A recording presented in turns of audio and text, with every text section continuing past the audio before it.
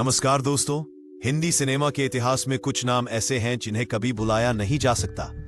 इनमें से एक है किशोर कुमार, एक ऐसा बहुमुखी कलाकार जिसने गायकी, अभिनय, संगीत निर्देशन, गीत लेखन, फिल्म निर्माण, निर्देशन और यहां तक कि म्यूजिक कंपोजिंग में भी अपने अनोखे हुनर का जादू बिखेरा।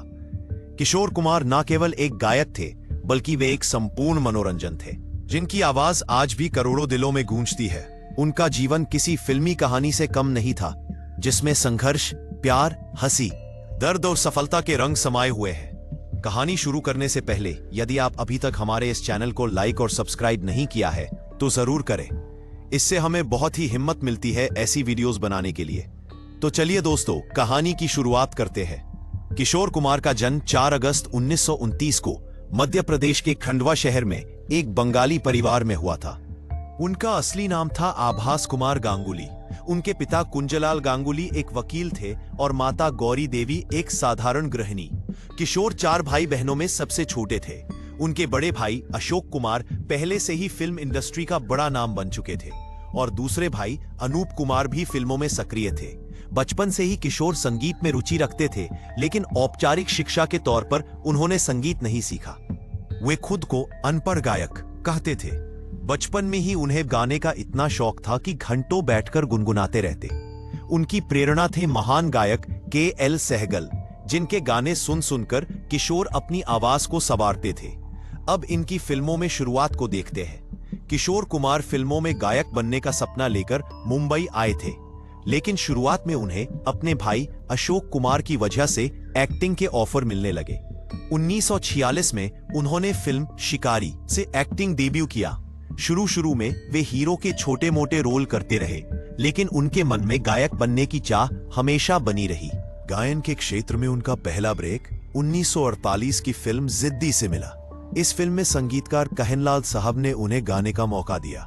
गाना था मरने की दुआएं क्यों मांगो, जो के.एन. सहगल स्टाइल में गाया गया था। हालांकि ये गाना खास सफल नहीं हुआ, लेकिन किशोर की आवाज ने ध्यान जरूर खींचा। अब उनका संघर्ष और पहचान को देखते हैं। किशोर कुमार को शुरुआती दौर में कई कठिनाइयों का सामना करना पड़ा। उस समय लता मंगेशकर, मोहम्मद रफी, मुकेश जैसे बड़े गायक इंडस्ट्री पर छाए हुए थे। किशोर के लिए अपनी जगह बनाना आसान नहीं था, लेकिन उनकी अनोखी आवाज और गायकी की खास शैली ने उन्हें दूसरों से अलग कर दिया। 1950 के दशक में उन्होंने कई हिट गाने दिए, जैसे जीना इसी का नाम है, छोड़ दो आंचल, प्यार हुआ इकरार हुआ।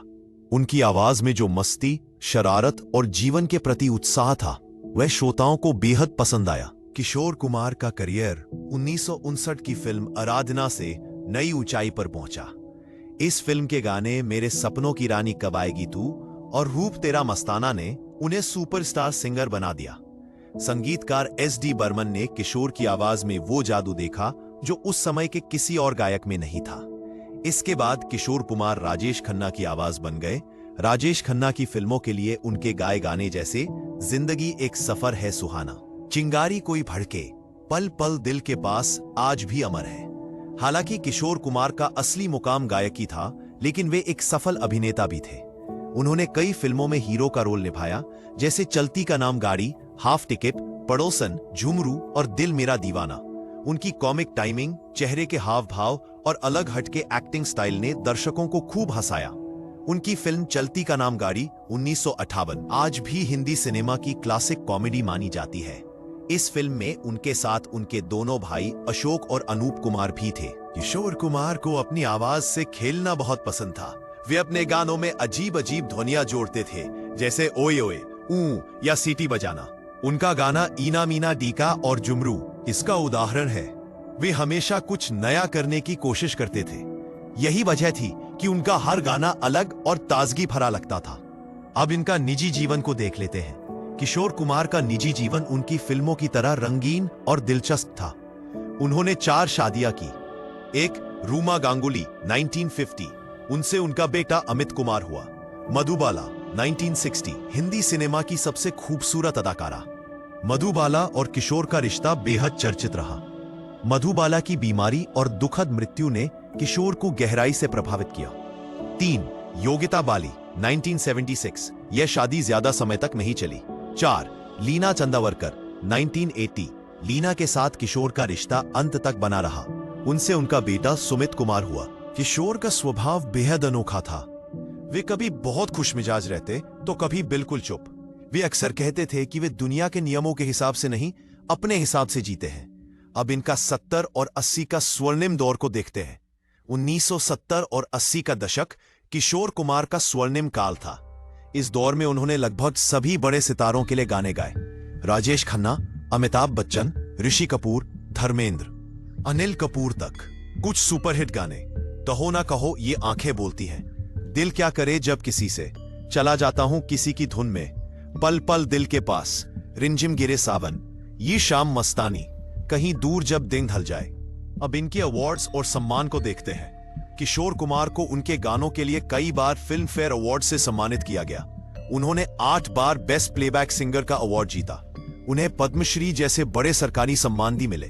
अब उनके आखिरी दिन और निधन को देख लेते हैं। किशोर कुमार अपने जीवन के आखिरी समय में भी पूरी तरह संगीत में डूबे रहे। 13 अक्टूबर 1987 को दिल का दौरा पड़ने से उनका निधन हो गया। उनकी अंतिम इच्छा थी कि उनका अंतिम संस्कार उनके पैतृक शहर खंडवा में किया जाए, और ऐसा ही हुआ। अब उनकी विरासत देखें तो किशोर कुमार सिर्फ एक गायक नहीं थे, बल्कि एक युग थे। उनकी आवाज, उनका मिजाज, उनका हास्य, उनका दर्द, सब कुछ अनोखा था।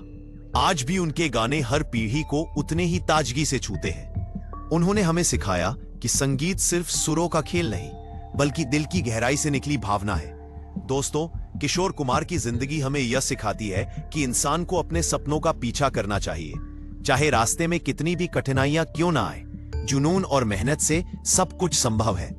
उनकी आवाज, उनका हंसमुख स्वभाव और अनोखी शख्सियत आने वाली पीढ़ियों को हमेशा प्रेरित करती रहेगी। इन्हीं शब्दों के साथ अब हम इस कहानी को विराम देते हैं। अब आपसे अलविदा लेने का समय आ गया है। ऐसे ही स्टोरीज के लिए हमारे साथ बने रहे। धन्यवाद।